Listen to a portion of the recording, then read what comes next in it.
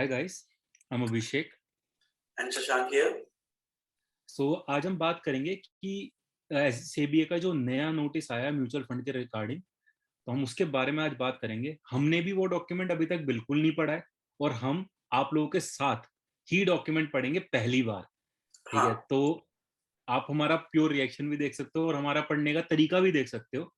ठीक है, और आप हमारे साथ सीख भी सकते हो। बिल्कुल। ठीक है, तो शुरुआत करते हैं। हाँ, मैं भी स्क्रीन खोलूंगा बिकॉज अक्सर क्या होता है कि जो भारी भरकम इंफॉर्मेशन होती है, आप उसको देख के डर जाते हो। तो हम लोग इस चैनल पे क्या करेंगे, हम जो भी डॉक्यूमेंट पढ़ेंगे उसको सिंप्लीफाई तो करेंगे, बट डॉक्यूमेंट साथ रख के करेंगे। बिल्कुल। तो पहला काम क्या होता है कि जैसे सेबी का रूल आया, तो सेबी की ऑफिशियल वेबसाइट होती है sebi.gov.in। इस पे मैं गया। अब यहाँ पे सामने ही अगर आप देखिए तो सर्कुलर्स दिख रहा होगा, यहाँ पे जो मैं हाईलाइट कर दूं कर्सर से, यहाँ दिख रहा है अलाइनमेंट ऑफ इंटरेस्ट ऑफ की employees of asset management companies with the unit holders of the mutual fund schemes. मतलब जो फंड को मैनेज कर रहे हैं उनके बारे में कुछ है। ये सेबी चाहता है कि जो फंड मैनेज कर रहे हैं, और यूनिट होल्डर्स हम आप जैसे लोग हैं जो फंड खरीदते हैं, तो फंड मैनेज करने वाले और जो यूनिट होल्डर्स हैं जो फंड रखते हैं, उनके अलाइनमेंट में कुछ मैच करना चाह रही सेबी। आइए पढ़ते हैं। सेबी एक नया ऑर्गेनाइजेशन है, तो इनसे गलतियां भी होती हैं, अच्छाइयां भी होती हैं। तो उस माइंडसेट से देखिएगा कि सब कुछ सही है, इस दिशा से नहीं पढ़ना चाहिए कुछ भी जब सेबी से आता है तो, क्योंकि ये इवॉल्व हो रहा है। तो अब ये लोडिंग में थोड़ा टाइम लेगा। मैंने यहाँ पर क्या किया कि लोडिंग में टाइम ले रहा था, तो ये एक डाउनलोड बटन था, मैंने उस पर क्लिक कर दिया है। फाइल यहाँ डाउनलोड हो रही है और ये डाउनलोड हो गई, तो ये फाइल आपके सामने आ गई है। ऑफिशियल सर्कुलर, हमेशा आप ये ध्यान रखिए, कोई भी वीडियो आपको कुछ न्यूज देता है तो उसका कहीं ना कहीं सर्कुलर जरूर आया होगा। अगर ऑफिशियल सर्कुलर नहीं है, मतलब तब तक वो बात ऑफिशियली सच मानने की कोई जरूरत नहीं है। जब सर्कुलर आ जाए फिर प्रोसीड करिए। तो हम सेबी की वेबसाइट पर गए हैं, हमें हमारा पड़ोसी हमारा दोस्त क्या बोले उससे फर्क नहीं पड़ता, हम सीधा आए हैं वेबसाइट पर। ऑफिशियल सर्कुलर है, डेटेड 28 अप्रैल, कल रात को ही आया है। अब इन्होंने इसको लिखा किसको है, म्यूचुअल फंड को, एसेट मैनेजमेंट कंपनीज को। एसेट मैनेजमेंट कंपनीज शॉर्ट में बताऊं तो म्यूचुअल फंड्स की वो मदद करती हैं फंड्स मैनेजमेंट। तो ये चीजें आप अभी थोड़ा सा इग्नोर कर सकते हैं। बेसिकली ये बॉसेस हैं जो आपका फंड मैनेज करते हैं। सब्जेक्ट बेसिकली वही। जो म्यूचुअल फंड रिलेटेड कोई भी फंड हाउसेज हैं, हाँ, उन सबको नोटिस गया है। बिल्कुल। ठीक है, तो हम सीधा, आप ऐसे समझ सकते हो कि उन सबको गया है। उनकी कैटेगरीज पे अभी हम ठीक नहीं है। जाते, हाँ, फिर कभी बता देंगे आपको। अब हम एक एक लाइन नहीं पढ़ूंगा मैं स्क्रीन पे, टाइम बहुत ज्यादा हो जाएगा। मैं पॉइंट नंबर 1 पॉइंट नंबर 2 करके एक्सप्लेन करता जाऊंगा। ओके, सो पॉइंट नंबर 1 में सेबी ये कह रहा है कि सेबी ने बहुत से ऐसे कदम उठाए हैं जिससे चीजें बहुत नॉर्मल रहे मैनेज करने वालों के बीच में। बट हुआ क्या है कि जो लोग फंड मैनेज करते हैं उनके ऊपर सारा दारोमदार होता है स्कीम का। स्कीम कैसा करेगी, अच्छा करेगी, खराब करेगी।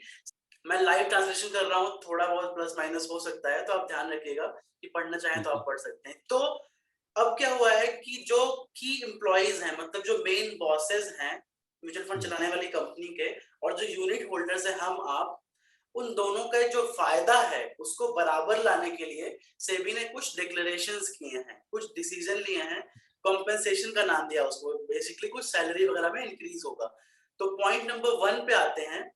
इसमें क्या लिखा हुआ है कि जो सैलरी है एम्प्लॉय, जैसे मान लीजिए मैं एक फंड मैनेज कर रहा हूं, मेरी सैलरी अगर 100 रुपए है, तो 100 में से जो 20 रुपए हैं वो उसी फंड की यूनिट की तरह से कंपनी मेरे को देगी एज सैलरी।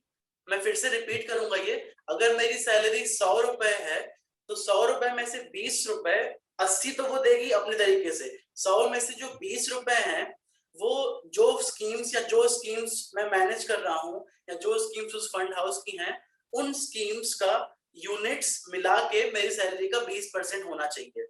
मतलब शॉर्ट में बोलूं कि फंड हाउस जो है, अब फंड की कुछ यूनिट्स भी फंड मैनेजर्स को या फिर जो भी की पर्सनल है उनको देगा। यहाँ पर इंपॉर्टेंट है units of mutual fund schemes in which they have a role और ओवरसाइट। मतलब जिस भी स्कीम से वो जुड़े हुए हैं, मैनेज कर सकते हैं, एडवाइजरी रोल हो सकता है, फंड मैनेजर हो सकते हैं। तो जिस भी यूनिट से जुड़े हुए हैं उसके यूनिट्स मिलेंगे सैलरी के 20%। ये पॉइंट अगर समझ में आ गया तो हम आगे बढ़ते हैं। सेकंड पॉइंट जो लिखा हुआ है कि जो कॉम्पेंसेशन होगा वो कैसे कैसे होगा। तो पहला है जो AUM है, म्यूचुअल फंड की जो टोटल एसेट्स हैं, एसेट्स अंडर मैनेजमेंट, ये प्रोपोर्शनेट होने चाहिए। मतलब ऐसा नहीं है कि AUM अगर 500 करोड़ का है तो सैलरी बहुत ज्यादा हो गई। एक उसमें एक स्तर मेंटेन करना है, एक लिमिट में रहना है। अब यहाँ पर इंपॉर्टेंट बात आई, for this purpose exchange traded funds, ETFs, index funds, oversight funds and existing close ended scheme shall be excluded. Close ended का मतलब क्या होता है? कुछ स्कीम्स होती हैं म्यूचुअल फंड में जो कुछ टाइम के लिए आती है। जैसे मैंने स्कीम लॉन्च की, ये स्कीम 5 साल की ही है, लॉक इन नहीं है, ये स्कीम ही खत्म हो जाएगी 5 साल के बाद, उसमें शॉर्ट टर्म रिटर्न स्कीम होगा। कह सकते हो आप एक हाँ, तरीके से। तो वो इसमें नहीं है। तो हमने ETF पे पहले वीडियोस किए हैं, ETF एक्सक्लूडेड है। अब मैं आपसे एक क्वेश्चन पूछूंगा, ऐसे अभिषेक जी यहाँ बैठे हुए हैं, अगर फंड हाउस को अब अपनी यूनिट्स फंड मैनेजर्स को भी देनी होंगी तो क्या बढ़ेगा, क्या अंतर आएगा हमारे फंड हाउस में? क्या आप गैस करेंगे? तो एक एक जो कॉमन चीज मुझे नजर आ रही है, क्योंकि ऐसा रूल लाने से म्यूचुअल फंड के जो एक्सपेंस रेशियो है उसमें थोड़ी सी बढ़त दिख सकती है। बिल्कुल, और अगर ऐसा होगा तो ईटीएफ की सेल काफी ज्यादा भागेगी और दोनों म्यूचुअल चीजें। फंड की हाँ सेल थोड़ी गिर सकती है। हाँ, तो मैं फिलहाल पहले पॉइंट पे फोकस करूंगा। म्यूचुअल फंड के अगेंस्ट नहीं हूं मैं कह रहा हूँ कि इससे क्या होगा कि फंड हाउस के कुछ खर्चे आते हैं स्कीम चलाने पे। अब जो ये सैलरी होती है एम्प्लॉय की, ये भी खर्चे में आती है। सैलरी का कुछ हिस्सा अब जब म्यूचुअल फंड की यूनिट्स के तरीके से ही देना होगा, मतलब खर्चे बढ़ गए। तो हो सकता है एक्सपेंस रेशियो फ्यूचर में आने वाले टाइम में स्कीम्स का बढ़ जाए, और ये एक बहुत बड़ी एडवांटेज हो गई ETFs के लिए। अभी ये खर्चा भी वहां पर नहीं है, इन्होंने साफ साफ लिखा है ETF, index funds, oversight overnight funds, sorry मैंने पहले ओवरसाइट बोल दिया था, ओवरनाइट फंड्स और क्लोज एंडेड स्कीम्स इसका हिस्सा नहीं होंगी। ETF के बारे में वीडियो हम कर चुके हैं, इंडेक्स के बारे में हमने बातें की हैं और वीडियोस बना देंगे। ओवरनाइट में क्या होता है, यूजुअली डेट फंड्स होते हैं। अगर आपके पास अकाउंट में कुछ पैसा है, एक हफ्ते के बाद यूज है उसका, तो आप इन स्कीम से पैसे डाल के बहुत जल्दी वापस निकाल सकते हो, 3-4% नॉर्मल रिटर्न लेके। अगला पॉइंट है paid proportionately over 12 months on the date of payment of such salary. मतलब अगर जो सैलरी का पेमेंट डेट है जो भी है, उसके बाद ये एक साथ नहीं देना है सब कुछ, 12 महीने के दौरान थोड़ा थोड़ा करके देना होगा, से इक्वली डिस्ट्रीब्यूट करके एक तरीके इक्वल। से जैसे मान लीजिए अगर लिखा है कि आ, प्रोपोर्शनेटली लिखा होना हाँ, है अगर तरीके से। 60 रुपए देने हैं, 12 महीने हैं, तो ऐसे मान लीजिए कि 5-5 करके, 5-5 रुपए करके 12 महीने में सैलरी दी जाएगी। जब ये ऑप्शन यूज करेगी वो डेट ऑफ पेमेंट का ऑप्शन होगा, ये उतना इंपॉर्टेंट नहीं है। अब दूसरा क्या है कि कुछ स्कीम्स होती हैं जिसमें क्या होता है, लॉक इन होता है। तो जो ये यूनिट्स इस नियम के तहत मिलेंगी फंड मैनेज करने वालों को, वो यूनिट्स 3 साल तक लॉक्ड इन रहेंगी और स्कीम के ड्यूरेशन तक लॉक्ड इन रहेंगी। तो या तो दो चीजें हैं, या तो 3 साल लॉक्ड इन रहेगी या तो स्कीम के ड्यूरेशन तक लॉक्ड इन रहेगी। मतलब अगर स्कीम का ड्यूरेशन 2 साल है तो लॉक इन हो गया 2 साल। 2 साल का अगर लॉकअप स्कीम का पीरियड, ड्यूरेशन 5 साल है तो 3 छोटा हो लेकिन गया, रहेगी तीन। 3 साल तो रहेगी। हाँ, 3 ये ही मतलब है रहेगी इसका। तीन। हम्म, ओके, अब अगला पॉइंट क्या है कि कुछ फंड मैनेजर्स होते हैं जो नए हैं, केवल एक स्कीम मैनेज कर रहे हैं। ऊपर क्या था कि जो बड़े फंड मैनेजर्स हैं उनके पास कई स्कीम्स हैं, तो सबका मिला के हिस्सा मिल जाएगा। अब पॉइंट क्या आ रहा है, कुछ फंड मैनेजर्स केवल एक स्कीम मैनेज करते हैं। तो ये जो 20, हमारा 100 रुपए सैलरी थी, 20 रुपए अब हमें देना है एम्प्लॉय को एज म्यूचुअल फंड यूनिट्स। तो इस 20 रुपए का 50%, मतलब 20 रुपए का 50% 10 रुपए हो गया। तो इस 10 रुपए। 20 रुपए में से 10, अगर कोई आदमी केवल एक स्कीम मैनेज कर रहा है तो 20 रुपए का 10 रुपए उसके खुद के मैनेज कर रही स्कीम से आएगा, और बाकी 50% अगर उसकी इच्छा हो तो उन स्कीम से आएगा जिनका रिस्क इसकी मैनेज की गई स्कीम के बराबर है। आप इसको दोबारा सुन सकते हैं अगर कंफ्यूजन हो तो। 20 रुपए में से अगर एक ही स्कीम मैनेज कर रहा है, 20 रुपए में से 10 रुपए उसकी खुद की स्कीम से आ रहा होगा और बाकी 10 रुपए उन स्कीम से आएगा जिनका रिस्क प्रोफाइल इसकी स्कीम के बराबर या मैच करता हुआ है। अब क्या होगा कि ये एम्प्लॉइज लॉक इन पीरियड में जो हमने ऊपर मेंशन किया रिडेम्पशन नहीं कर पाएंगे, बेच नहीं पाएंगे। बट अगर मेडिकल इमरजेंसी है तो एक्सेप्शनल केस यहाँ पर दिए गए हैं, तो आपको थोड़ा ध्यान देने की जरूरत है, because exceptional case unit holders को शायद ना बताया जाए। मैं गेस कर रहा हूँ एज ए कस्टमर अभी कि अब स्टार्टिंग में नहीं बताएंगे, क्योंकि हाँ उन्होंने 2 रीजन लिखे हैं कि मेडिकल इमरजेंसी और ह्यूमैनिटेरियन ग्राउंड्स। बिल्कुल तो अगर उनकी फैमिली इशू भी अगर कुछ होगा तो हाँ उनको मिल सकता है, हाँ, तो अगर यहाँ पर परमिशन उनको स्पेसिफाई ग्रांट नहीं होती किया है। है, तो लॉक इन है बट वो बेच सकते हैं। आप मानो कि एक इंडिया देश है, रास्ते निकाल लेते हैं हम, एक रास्ता रास्ता निकाल ओपन लेते रखा हैं, गया रिडेम्पशन का। बिल्कुल। दूसरा क्या, अगर वो रिजाइन करता है तो सुपरएनुएशन की डेट तक नहीं बेच सकता, रिडेम्पशन नहीं कर सकता है। अगर रिटायरमेंट होती है सुपरएनुएशन एज अचीव करने पर, तब रिलीज हो सकता है, फिर वो जो चाहे वो कर सकता है। तो ये पॉइंट उतना इंपॉर्टेंट नहीं है।